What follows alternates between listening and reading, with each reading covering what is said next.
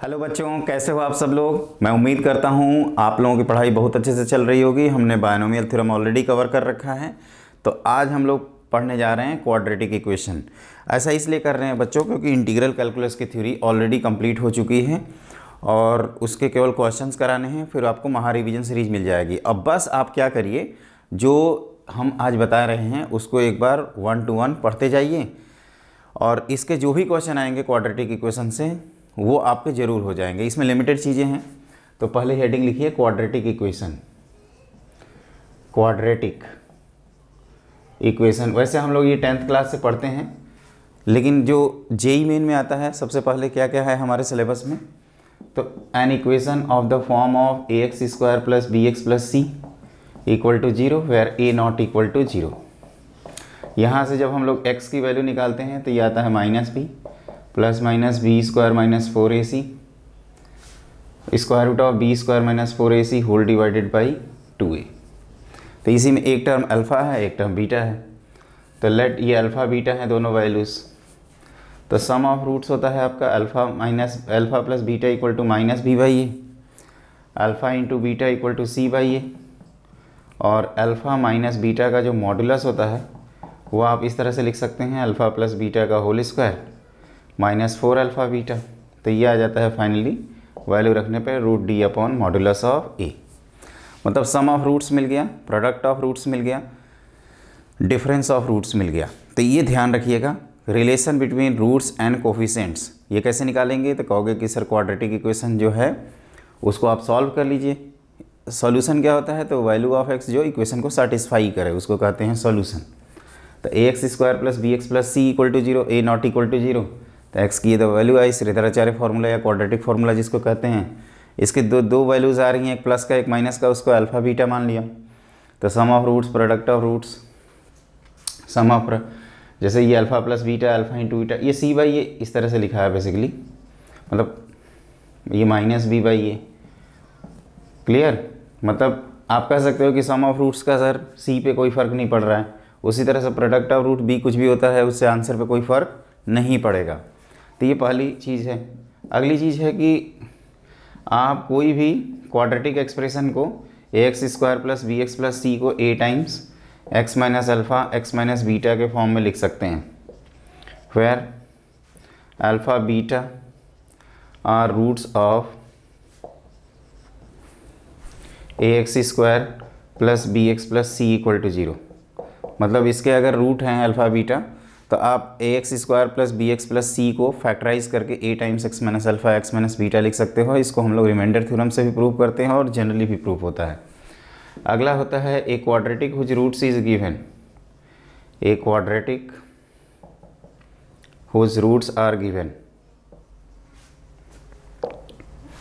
तो ये कैसे लिखते हैं, तो ये आप इस तरह से लिखोगे, ए एक्स स्क्वायर जैसे अल्फ़ा बीटा अगर रूट्स हैं given as alpha and beta, तो इसका आंसर लिखते हैं x minus alpha multiplied by x minus beta equal to 0। इसको जब ओपन करेंगे तो x square minus alpha plus beta times x plus alpha beta equal to 0। तो ये alpha plus beta basically sum of roots हैं और alpha beta product of roots है। तो इसको ध्यान रखिएगा। क्या हमने आपको इसमें कहा कि सबसे पहले क्वाड्रेटिक इक्वेशन उसको सॉल्व करने आना चाहिए। सॉल्व जब कर लेंगे तो उसके बाद जैसे आपने इसको सॉल्व किया तो आपके दो रूट्स मिले अल्फ़ा और बीटा, सम ऑफ रूट्स निकाला, सम ऑफ रूट्स आया minus b by a, product of root c by a. इस तरह से ये बहुत बेसिक चीज़ें हैं जो आपको ध्यान रखनी है। फिर देखो ये जो नेचर ऑफ रूट्स है इस पर चीज़ें डिपेंड करती है। नॉर्मली हम लोग a b c belongs to real के लिए ही पढ़ते हैं। तो ये जो नेचर ऑफ रूट्स है ये क्वाड्रेटिक जो स्क्वायर रूट के अंदर क्वांटिटी है जिसको हम लोग कहते हैं डिस्क्रिमिनेंट ऑफ क्वाड्रेटिक, इस पर डिपेंड करता है। अगर ये वैल्यू पॉजिटिव है तो दो डिस्टिंक्ट रूट आएंगे, अगर ये वैल्यू 0 है तो दो इक्वल रूट्स आएंगे और रियल आएंगे, और अगर वैल्यू नेगेटिव है तो रूट डिफाइन नहीं होगा तो उस समय इमाइनरी आएंगे। तो अगला पॉइंट होता है इसमें नेचर ऑफ रूट्स। तो लिखिए नेक्स्ट पॉइंट। देखो बच्चों इसमें क्या होता है नेचर ऑफ रूट्स में, नेचर ऑफ रूट्स में सब कुछ डी के ऊपर डिपेंड करता है। हमने कुछ चीज़ें पहले से ही लिख रखी हैं, जैसे a x square plus b x plus c equal to zero. A b c अगर रियल नंबर है तो डिस्क्रिमिनेंट को कहते हैं कैपिटल डी और इसकी वैल्यू होती है बी स्क्वायर माइनस 4ac। अगर डी पॉजिटिव है तो रूट्स आपका रियल और डिस्टिंक्ट होगा, जैसे कि मैं आपको बता रहा था। और डी की वैल्यू अगर जीरो है तो रूट्स रियल और इक्वल होगा, और डी अगर नेगेटिव है तो इमेजिनरी आएगा। इसमें पॉइंट ये है कि अगर आपका alpha plus iota beta type का पी प्लस आयोटा क्यू एक रूट है तो दूसरा root p minus iota q होगा। ये तभी होगा, इसको कंजुगेट बोलते हैं एक दूसरे का, इसका कंजुगेट ये और इसका कंजुगेट ये। तो ये तभी होता है जब coefficients of quadratic equation real होते हैं। अगर रियल नहीं है तो हम इसके बारे में कोई कमेंट्स नहीं कर सकते। अगला ये है कि a x square plus b x plus c equal to zero फिर a b c belongs to rational number and a not equal to zero. अगर आपका डी एक परफेक्ट स्क्वायर है तो रूट्स आपके रेशनल आएंगे, और डी अगर परफेक्ट स्क्वायर नहीं है तो रूट्स आपके इरेशनल टाइप के आएंगे, मतलब रेशनल प्लस इरेशनल और इरेशनल माइनस इरेशनल टाइप के, मिक्स टाइप के। तो यहाँ पे क्यों? क्योंकि डी नेगेटिव वाला केस हम ऑलरेडी बता चुके हैं, और ये एक स्पेसिफिक केस है। स्पेसिफिक केस का मतलब ए बी सी अगर रेशनल नंबर है और डी परफेक्ट स्क्वायर हो गया, तो हम जो ये लिख रहे थे x equal to minus b plus minus root d upon 2a, तो ये आपका परफेक्ट स्क्वायर होने के कारण ये पूरे टर्म्स आपके क्या आ जाएंगे? Rational numbers. और डी अगर परफेक्ट स्क्वायर नहीं हुआ तो ये क्या हो जाएगा? इरेशनल। तो बस इसमें आप ये ध्यान रखना कि जब भी आए कि रूट्स रियल और डिस्टिंक्ट हैं तो हम लोग क्या करेंगे? हम लोग सबसे पहले डी ग्रेटर दैन जीरो कर देंगे। अगर रूट्स रियल एंड इक्वल आ रहा है तो डी की वैल्यू इक्वल टू जीरो कर देंगे। रूट्स इमाइनरी के लिए डी लेस दैन जीरो कर देंगे। और ये लास्ट वाला कि अगर डी परफेक्ट स्क्वायर आया और a b c rational numbers हैं तो रूट्स भी रेशनल होंगे, और डी अगर परफेक्ट स्क्वायर नहीं आया तो आपके रेशनल प्लस इरेशनल और रेशनल माइनस इरेशनल वाले फॉर्मेट में आंसर आ जाएगा। अब आप लिखिए नेक्स्ट पॉइंट। देखो बच्चों, मैंने अगला क्वेश्चन बोर्ड पे लिख रखा है, the least positive value of a for which the equation has real roots. The discriminant real and equal के लिए discriminant d equal to zero, real and distinct के लिए डिस्क्रिमिनेंट ग्रेटर दैन जीरो। तो यहाँ पे रियल रूट्स चाहिए तो discriminant हमने क्या किया? Greater than equal to zero कर दिया। तो दिस इम्प्लाइज ए माइनस 10 का होल स्क्वायर माइनस 4ac। ये आप सॉल्व कर लीजिए, greater than equal to zero. तो ये आप लिखोगे तो ए स्क्वायर माइनस 20a प्लस 100, और ये कितना आएगा? माइनस 132 और प्लस 16 है, greater than equal to zero. तो ये आ गया a square minus 4a minus 32 greater than equal to zero. तो इसको फैक्टराइज कर देते हैं, a माइनस 8 और a plus 4 greater than equal to zero. तो ये हम लोगों को पता है कि इसमें क्या करते हैं? -4 और 8 लिखते हैं नंबर लाइन से। इस तरह से हम लोग इसको आंसर करते हैं। तो a belongs to minus infinity से -4 यूनियन 8 से इन्फिनिटी। तो a की मिनिमम वैल्यू जो है वो कितनी आ गई? 8 आ गई। लीस्ट वैल्यू ऑफ a पूछा जा रहा है। आप ऐसे भी लिख सकते हो, hence least value of a। तो ये आ जाएगा आपका 8। देखो इसमें इम्पॉर्टेंट क्या है? इम्पॉर्टेंट थ्योरी पार्ट होता है जो आपके माइंड में हमेशा सर्कुलेट होना चाहिए। अगर वो अच्छे से है तो बहुत आसानी से आप क्वेश्चंस को कर सकते हैं।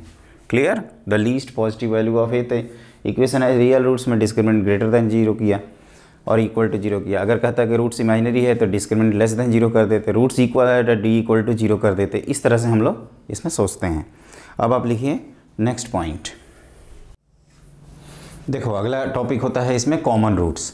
कॉमन रूट्स का मतलब अगर दो क्वाड्रेटिक इक्वेशन दिए जाए तो उसमें एक कॉमन रूट है या दो कॉमन रूट है, इसकी कंडीशन निकालना। तो पहले हम लोग 2 कॉमन रूट्स करेंगे, फिर 1 कॉमन रूट्स। तो सबसे पहला है 2 common roots, both roots are common, या आप ऐसे भी लिख सकते हैं 2 कॉमन रूट्स। मतलब मान लीजिए ये आपका पहला क्वाड्रेटिक है a1x² plus b1x plus c1 equal to 0, और दूसरा है a2x² plus b2x plus c2 equal to 0। दोनों रूट कॉमन है, मतलब इसके रूट अल्फ़ा बीटा हैं तो इसके भी अल्फ़ा बीटा है। तो आप कह सकते हो कि सर सम ऑफ रूट्स निकालेंगे, तो पहले इक्वेशन से -b1/a1 और दूसरी इक्वेशन से -b2/a2 आएगा, और प्रोडक्ट ऑफ रूट्स निकालेंगे तो ये c1/a1 इक्वल टू c2/a2 आ जाएगा। तो ये जो है ना, इसके बेसिस पे हम लोग कह सकते हैं कि A1/A2 equal to B1/B2 equal to C1/C2 के इक्वल आ जाएगा। तो ये ध्यान रखना, ये क्या ध्यान रखोगे कि अगर दोनों रूट्स कॉमन हैं तो एक्स स्क्वायर के जो कोफिशिएंट्स का रेशियो है वो वाई स्क्वायर के एक्स के कोफिशिएंट का रेशियो और कांस्टेंट टर्म का रेशियो तीनों सेम होंगे। दूसरा होता है इसमें वन रूट कॉमन, जैसे टू रूट्स कॉमन तो बहुत आसान है, रेशियो ले लिया हमने। इसमें क्या होता है, नेचर ऑफ रूट्स और कॉमन रूट से रिलेटेड मिलके कई सारे क्वेश्चंस बनते हैं, जैसे one root common, exactly one root common. जैसे इसमें क्या होगा कि A1x² plus B1x plus C1 equal to 0 और A2x² plus B2x plus C2 equal to 0। इसमें क्या है कि अगर इसके रूट अल्फ़ा बीटा हैं तो इसके अल्फ़ा गामा हो जाएंगे। तो इसमें क्या करते हैं बच्चों, क्रॉस मल्टीप्लिकेशन यूज़ करते हैं। अल्फ़ा रूट है तो इसको सेटिस्फाई करेगा B1 alpha plus C1 equal to 0 और A2 alpha square plus B2 alpha plus C2 equal to 0। ये अल्फ़ा स्क्वायर और अल्फ़ा में लीनियर इक्वेशन है, तो we get by cross multiplication method alpha square upon B1C2 minus B2C1 equal to minus alpha upon A1C2 minus A2C1 equal to 1 upon A1B2 minus A2B1। तो इस तरह से हमारा ये रिजल्ट आ जाता है alpha square upon B1C2 minus B2C1 equal to minus alpha upon A1C2 minus A2C1 equal to 1 upon A1B2 minus A2B1। तो इस तरह से आपको अल्फ़ा स्क्वायर मिल गया और अल्फ़ा मिल गया। अल्फ़ा स्क्वायर की वैल्यू आपको जितनी भी मिलती है और अल्फ़ा की जो वैल्यू है तो अल्फ़ा की वैल्यू अल्फ़ा स्क्वायर में रख देंगे तो यहाँ से आपको एक रिलेशन मिल जाएगा। कुल मिलाकर अल्फ़ा को एलिमिनेट करना है। इसके आगे का प्रोसेस हम इसलिए नहीं लिखवाएंगे क्योंकि आपको इतना तक ही याद रखना है। आप यहाँ से अल्फ़ा निकालना, यहाँ से अल्फ़ा स्क्वायर निकालना और अल्फ़ा की वैल्यू अल्फ़ा स्क्वायर में पुट कर देना, वहाँ से एक रिलेशन आता है। और इसको याद नहीं, मतलब रटना नहीं है, मेथड याद रखना है कि अगर एक रूट कॉमन है, मतलब पहले क्वाड्रेटिक का अगर अल्फ़ा बीटा रूट है, दूसरे का अल्फ़ा गामा है, तो अल्फ़ा रूट है तो सेटिस्फाई करेगा। अब ये अल्फ़ा स्क्वायर अल्फ़ा में क्या है, लीनियर इक्वेशंस है, मतलब अल्फ़ा स्क्वायर को एक वेरिएबल x मान लें और अल्फ़ा को y, तो ये A1x plus B1y plus C1 equal to 0, A2x plus B2y plus C2 equal to 0 cross multiply कर दिया और इस तरह से हमारा आंसर आ गया। कभी कभी क्या होता है, पहले इक्वेशन का अल्फ़ा रूट है, दूसरे का 2 अल्फ़ा रूट्स है, तो वहाँ से क्वेश्चन करते हैं, तो ये वन रूट कॉमन वाले क्वेश्चन इसी तरह से होंगे। सबसे आसान है 2 रूट कॉमन। कभी कभी क्या होता है बच्चों, जैसे दिया रहेगा क्वाड्रेटिक इक्वेशन का 1 रूट कॉमन है और कन्वर्ट हो जाएगा 2 रूट कॉमन में, वो कैसे, तो उसके लिए क्वेश्चन लिखते हैं। तो लिखिए नेक्स्ट पॉइंट। देखो बच्चों, जो अगला पार्ट है वो ये है कि if the equation x² plus 2x plus 3 equal to 0 and ax² plus bx plus c equal to 0 where abc belongs to real number have a common root. तो आपको a to b to c निकालना है। तो एक चीज़ ध्यान रखिएगा, यहाँ पे जो डिस्क्रिमिनेंट निकालोगे वो नेगेटिव आ जाएगा। तो आप कहोगे कि सर इसको मैं लिख के दिखाता हूँ, x² plus 2x plus 3 equal to 0, तो इसका d क्या है, क्लियरली नेगेटिव है। तो आप कहोगे कि सर इसके अल्फ़ा प्लस आयोटा बीटा और alpha minus iota beta form में रूट हैं। दूसरा ax² plus bx plus c equal to 0, इसके रूट्स क्या होंगे। तो आप कह सकते हो कि अगर एक रूट कॉमन लेते हैं, जैसे मान लीजिए अल्फ़ा प्लस आयोटा बीटा हम कॉमन लेते हैं, तो since alpha beta a b c real होने के कारण अगर एक रूट इमेजिनरी है तो दूसरा इसका कंजुगेट पेयर होगा। किसी को भी पहले लिख सकते हैं। सबसे पहला डिसीजन ये है कि इसका डिस्क्रिमिनेंट नेगेटिव है, फिर इसका रूट कॉम्प्लेक्स कंजुगेट पेयर में आएगा। अगर एक रूट भी कॉमन कर देते हैं तो दूसरा रूट कॉम्प्लेक्स कंजुगेट पेयर से अल्फ़ा प्लस आयोटा बीटा का अल्फ़ा माइनस आयोटा बीटा हो जाएगा। तो दोनों रूट आपके कॉमन निकलेंगे और दोनों रूट कॉमन निकलेंगे तो कोफिशिएंट का ratio a/1 equal to b/2 equal to c/3 के इक्वल आ जाएगा। तो इस तरह से हमारा आंसर आ जाता है a/1 equal to b/2 equal to c/3 के इक्वल, है कि नहीं। तो ये ध्यान रखिएगा, आप याद रखोगे इसको, a/1 equal to b/2 equal to c/3। अब हम लोग लिखते हैं अपना नेक्स्ट क्वेश्चन। अब इसमें अगला पार्ट होता है बच्चों आइडेंटिटी।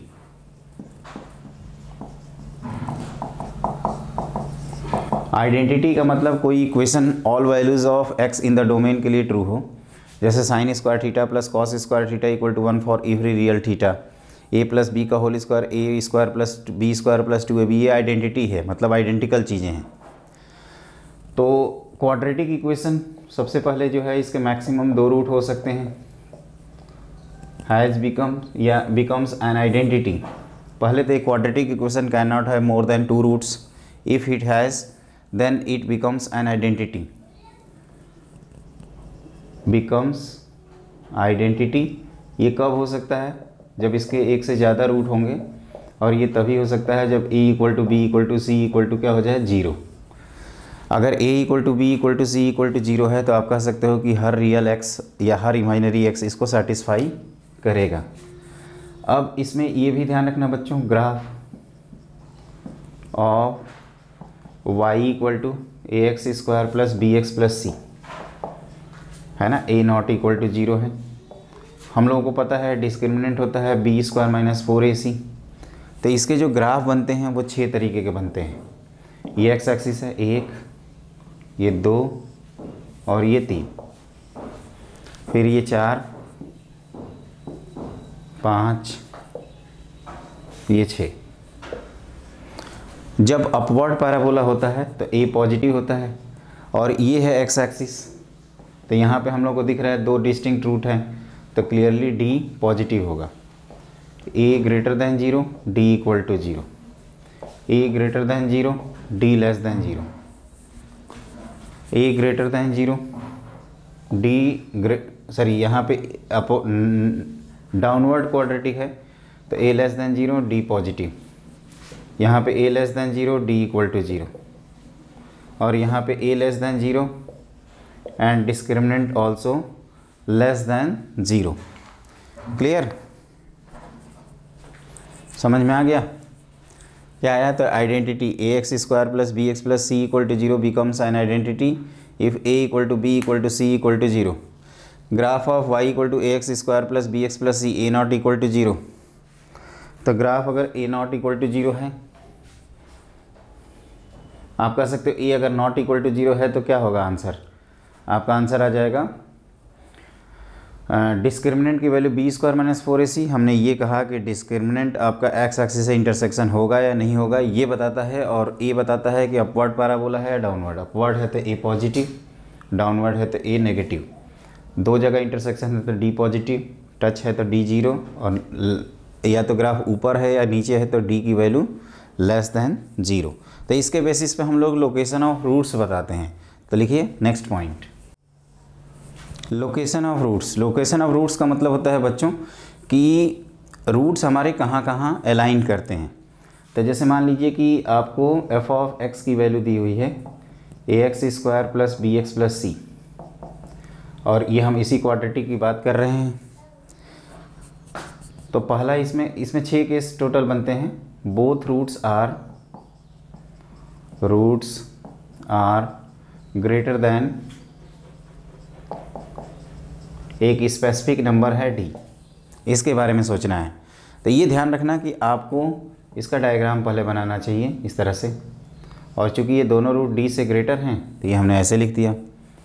a अगर नेगेटिव होगा तो इस चीज़ को ऐसे लिख दिया जाएगा। क्लियर? तो इसके हमने 4 केसेस लिखने होते हैं। पहला कोफिशिएंट ऑफ एक्स स्क्वायर, दूसरा डिस्क्रिमिनेंट, तीसरा फंक्शन के उस पॉइंट पे वैल्यू, और ये जो पॉइंट होता है वो -b/2a होता है। तो पहला इसमें हम लोग ये देख रहे हैं कि डिस्क्रिमिनेंट ग्रेटर दैन और इक्वल टू 0 हो सकता है। दूसरा ये देख रहे हैं कि फंक्शन की जो d पे वैल्यू है वो पॉजिटिव दिख रही है। तीसरा हमने क्या कहा कि a पॉजिटिव अब चाहे तो पहले ही लिख दीजिए। और फोर्थ -b/2a क्या है आपका जो है वो d से ग्रेटर है। यहाँ पे सिमिलरली बस क्या होगा, a आपका नेगेटिव हो जाएगा और करके है। दूसरा डिस्क्रिमिनेंट ग्रेटर दैन और इक्वल टू 0 होगा। तीसरा -b/2a की वैल्यू अभी भी ग्रेटर दैन d आएगी, कोई भी पहले बाद में लिख सकते हैं, और फंक्शन की d पे वैल्यू क्या होगी, लेस दैन 0 होगी। तो ये जब both roots are greater than d है। दूसरा होता है both roots are less than d। अब हमें क्या करना होता है कि जैसे ये सब सॉल्व कर लिए, इनका इंटरसेक्शन लेंगे और आंसर कर देंगे। तो यहाँ पे क्या होगा, इस तरह से डायग्राम बनाएंगे ऐसे, या दूसरा इस तरह से बना सकते हैं और करके।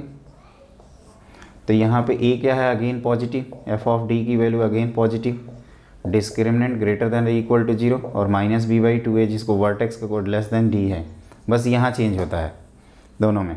यहाँ पे भी a negative, discriminant greater than equal to 0, function की डी पे value greater than 0, sorry less than 0।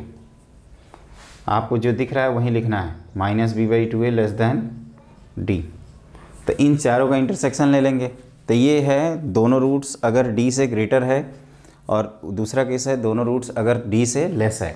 दोनों रूट्स में वो इक्वल रूट्स भी हो सकता है, इस बात का आपको ध्यान रखना होगा, है ना। ये बहुत आसान सा केस है। अब हमें क्या करना है, इन्हीं का इंटरसेक्शन लेते हुए आंसर कर लेना होता है।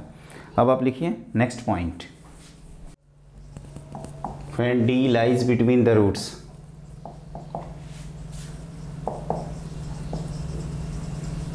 तो इसमें ध्यान रखना, डायग्राम या तो ऐसे बनेगा और या तो इस तरह से बनेगा। तो ये अंडरस्टूड है कि यहाँ ए पॉजिटिव है और एफ ऑफ डी क्या है, लेस देन 0 है। ऑब्वियसली दो डिस्टिंक्ट रूट दिखा चुके हैं, तो consideration of discriminant is not necessary here, मतलब डी को आप इग्नोर कर सकते हैं। और ये नेगेटिव और एफ ऑफ डी क्या है, पॉजिटिव। इसी को ये अपोजिट साइन के हैं, तो कई student A into f of D greater than sorry less than 0 कर देते हैं, वो आपके पास चॉइस है। अगला होता है कि दोनों रूट जो हैं, एक ये टर्म बनता है डी और ई से बीच में है। पांचवा केस होता है आपका कि जो डी और ई है वो दोनों, जैसे डी और ई जो है वो दोनों रूट के बीच में हो, है ना, इस तरह से। और ए केस बनता है exactly one root, exactly one root belongs to d to e. तो हम ए पॉजिटिव के लिए सिर्फ बना रहे हैं, ए नेगेटिव के लिए सिमिलरली बना दीजिएगा। तो यहाँ पे ए पॉजिटिव है, डिस्क्रिमिनेंट के बारे में ख्याल है कि डिस्क्रिमिनेंट ग्रेटर दैन और इक्वल टू 0 हो सकता है। फंक्शन की डी पे वैल्यू क्या है, पॉजिटिव, फंक्शन की ई पे वैल्यू पॉजिटिव, और वर्टेक्स ई डी और ई के बीच में है, तो माइनस बी बाई ए जो है वो डी और माइनस बी बाई 2 ई के बीच में होगा। अगला यहाँ पे तो ए पॉजिटिव है, F of D less than 0 है, एफ ऑफ ई भी लेस दैन 0 है। तो यहाँ पे ऑटोमेटिकली डिस्क्रिमिनेंट हम कंसीडर कर दिए। यहाँ पे क्या होता है बच्चों, इस तरह से डायग्राम बनता है। एक तो ये बना सकते हो या ऐसे बना सकते हो, या इस तरह से भी दिखा सकते हैं। एक रूट एग्जैक्टली डी कर दिए और ई यहाँ कर दिया, और एक इस तरह से कर दिया, ई कर दिया यहाँ और डी इधर। तो इसमें क्या होता है, इन दोनों को हम लोग एक साथ सॉल्व करते हैं, F of d into f of E less than 0, क्योंकि अपोजिट साइन है और इनके लिए डायरेक्ट चेक करते हैं। ध्यान से सुनना इसको थोड़ा ध्यान से सुनिएगा। हम ये कह रहे हैं कि डी और ई जो है इस पे रूट्स अपोजिट साइन के आ रहे हैं। एक चीज़ और बता दूं बच्चों, जिन बच्चों को डिटेल में पढ़ना होगा वो हमारे क्वाड्रेटिक इक्वेशन का जो लेक्चर है उसमें बहुत स्मूथली हम समझाए हैं, तो आप उसको ज़रूर देखिएगा। अभी हम लोग जस्ट रिवीजन और महा रिवीजन कर रहे हैं, तो इसमें हम हर चीज़ कवर कर सकते हैं। अब आप कहोगे कि एक लेक्चर में ऑब्वियसली स्पीड थोड़ी बढ़ जाएगी, तो इसमें बस आप ये ध्यान रखना है कि डी और ई पे वैल्यू जो है फंक्शन की वो अपोजिट साइन होने के कारण f of d into f of e का प्रोडक्ट जो है वो लेस दैन 0 आ रहा है। तो लोकेशन ऑफ रूट्स में ये इंपॉर्टेंट है। जेईई मेन के पॉइंट ऑफ व्यू से ये उतना ज़्यादा खास नहीं है, एडवांस में इसके क्वेश्चन ज़रूर पूछे जाते हैं। और लास्ट स्पेशली जो क्वेश्चन है उसको ध्यान रखिएगा कि ये f of d e negative, f of d positive, यहाँ नेगेटिव यहाँ पॉजिटिव, तो अपोजिट साइन होने के कारण लेस देन 0 किया। And make a direct check for case 3 and case 4, मतलब इन दोनों केस के लिए हम लोग क्या करेंगे, एफ ऑफ डी 0 करके देख लेंगे कि वो पॉसिबिलिटी है या नहीं। उसी तरह से एफ ऑफ ई 0 करके चेक कर लेंगे कि वो पॉसिबिलिटी है या नहीं। अगर होगी तो एक्सेप्ट करेंगे, नहीं होगी तो रिजेक्ट करेंगे। तो ये 6 केसेस होते हैं। Both roots are greater than d में, both roots are greater than 0, both roots are less than 0, roots are opposite sign, ये सभी हो सकता है। तो इसको ध्यान रखिएगा। डी का नंबर, डी की वैल्यू कोई भी हो सकती है, 0 हो सकती है, 1 हो सकती है, 2 हो सकती है, आर कोई भी रियल नंबर हो सकता है। अब इसमें एक और केस है, तो लिखिए नेक्स्ट केस। देखो, अगर ये थ्योरी ऑफ इक्वेशंस हैं, अगर अल्फ़ा 1 अल्फ़ा 2 अल्फ़ा 3 से लेकर अल्फ़ा n इस n डिग्री इक्वेशन के रूट्स हैं, तो सम ऑफ रूट्स हम लोग a1 अपॉन a0 लिखते हैं। उसी तरह से sum of product taken 2 at a time, उसको लिखते हैं माइनस के बाद प्लस आता है ये -1 टू द पावर 2 a2/a0। फिर sum of product taken 3 at a time, α1 α2 α3, ये -1 का 3 a3/a0। इस तरह से हम लोग लिखते हैं। और प्रोडक्ट ऑफ रूट्स α1 α2 α3 से लेकर n तक की value -1 to the power n times an/a0 लिखते हैं। ऑल्सो ये जो एक्सप्रेशन है a0 x की power n plus a1 x की पावर n -1 a2 x की पावर n -2 से लेकर an, इसकी जो वैल्यू है वो हम लोग लिखते हैं a0 times x minus α1 x minus α2 x minus α3 से लेकर x माइनस n तक।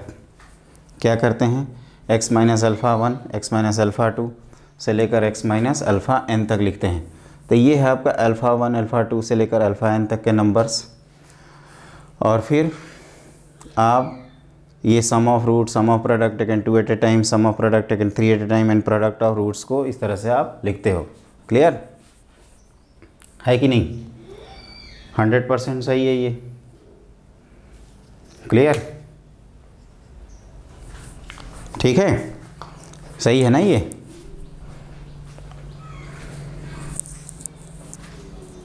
सही है तो कहोगे कि हाँ बिल्कुल सही है।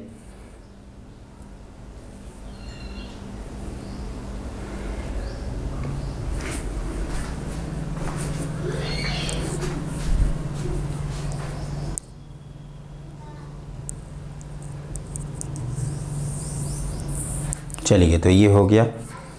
इसको ध्यान रखिएगा बच्चों, इसमें क्या होता है ना कि जैसे α1 α2 α3 से लेकर n किसी भी, अब ये कहाँ से आते हैं ये सब, तो इसको रिमाइंडर थ्योरम से करते हैं। रिमाइंडर थ्योरम ये कहता है, या फैक्टर थ्योरम, उसको भी नोट कर ही लीजिएगा कि इफ़ f ऑफ अल्फ़ा की वैल्यू अगर 0 है तो then x minus alpha is a factor of f of x।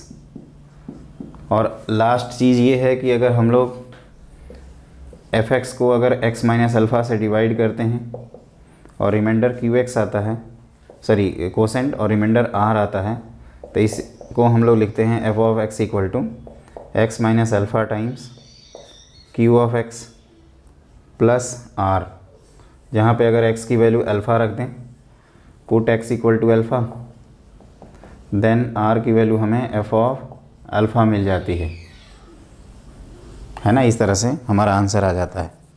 समझ में आया? Put x equal to alpha then r equal to f of alpha. याद हो जाएगा ये? ओके, चलिए आगे बढ़ते हैं। और इस तरह से हमारा ये सेक्शन कंप्लीट हो गया। अब देखो, इसके बाद आप लिखिए क्वेश्चन। देखो बच्चों, ये एक स्पेसिफिक टाइप के क्वेश्चंस होते हैं जिसको हम लोग न्यूटन्स फार्मूला कहते हैं, वहीं फिजिक्स वाले न्यूटन्स की बात कर रहे हैं। तो इसमें एक लॉजिक होता है कि अगर ax² plus bx plus c equal to 0 के अगर रूट्स अल्फ़ा बीटा हैं और sn की वैल्यू अगर आती है आपका अल्फ़ा की पावर n प्लस बीटा की power n for n natural, तो बस आप ये कर दीजिए कि a टाइम्स यहाँ पे लिखते हैं s ऑफ n प्लस 2, फिर b times s of n plus 1 plus c equal to 0 लिख देते हैं, प्लस c टाइम्स sn लिख देते हैं इक्वल टू 0। अब ये देखते हैं कि कैसे ट्रू हुआ, एक बार चेक करते हैं। तो देखो LHS, तो a टाइम्स ये अल्फ़ा की power n plus 2 plus beta की पावर n प्लस 2 लिख सकते हैं, प्लस b टाइम्स अल्फ़ा की power n plus 1 plus beta की पावर n प्लस 1 लिख सकते हैं, प्लस c टाइम्स अल्फ़ा की पावर n प्लस बीटा की पावर n लिख सकते हो। तो आप अल्फ़ा की पावर n कॉमन लोगे तो a alpha square plus b alpha plus c आएगा, और बीटा की पावर n कॉमन लोगे तो a beta square plus b beta plus c आएगा। तो आप कह सकते हो सर ये अल्फ़ा बीटा रूट है तो ये मल्टीप्लाइड बाई 0 प्लस बीटा की पावर n मल्टीप्लाइड बाई 0, तो इस तरह से हमारा फाइनल आंसर 0 आ जाएगा। तो उस लॉजिक को देखते हुए हम लोग यहाँ पे क्या लिख सकते हैं कि 5 times S6 plus 6 times S5 minus 2 times S4 equal to 0। 4 S4 S5 S6 में रिलेशन ढूंढना है, तो ये आंसर आ जाएगा आपका ऑप्शन नंबर डी। लेकिन ये जो मैंने प्रूफ कराया है इसको थोड़ा ध्यान रखिएगा। ये Sn से स्टार्ट करते हैं, Sn, Sn+1, Sn+2। अगर S(n-1) से स्टार्ट करोगे तो यहाँ S(n-1), यहाँ Sn, यहाँ Sn-n+1, इस तरह से रहेगा। तो आप इसको याद रखिएगा, इसको कहते हैं न्यूटन्स फॉर्मूला। कोई ख़ास नहीं है, एक बार आप करोगे ना न्यूटन्स फॉर्मूला, है ना, VN मेथड इसको थोड़ा बहुत कहा जाता है कहीं कहीं। क्लियर? तो अब आप लिखो नेक्स्ट पॉइंट।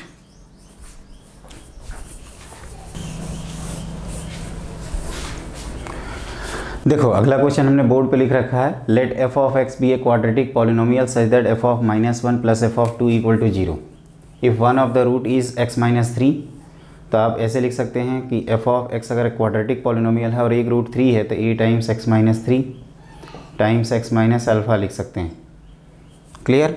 अब आपको अल्फ़ा की ही वैल्यू चाहिए, तो f of -1 plus f of 2 की वैल्यू क्या है, 0 है, तो -1 रख देते हैं, तो ये हो जाएगा -4 और ये -1 माइनस अल्फ़ा, 2 रखेंगे तो a टाइम्स 2 रखने पे ये कितना आएगा, -1 और ये 2 माइनस अल्फ़ा इक्वल टू 0, ये कैंसिल आउट हो जाएगा, तो ये 4 टाइम्स 1 प्लस अल्फ़ा और यहाँ पे अल्फ़ा -2 इक्वल टू 0। अल्फ़ा की वैल्यू निकल जाएगी आपकी 4 + 4 alpha plus alpha -2 equal to 0, तो ये हो गया 5 अल्फ़ा प्लस 2 इक्वल टू 0। तो अल्फ़ा की वैल्यू आप ध्यान से देखो, अल्फ़ा की वैल्यू कितनी आती है, तो अल्फ़ा इज़ -2/5 और -2/5 कहाँ है, ऑप्शन नंबर ए में। बस इसी को ध्यान रखना है आपको।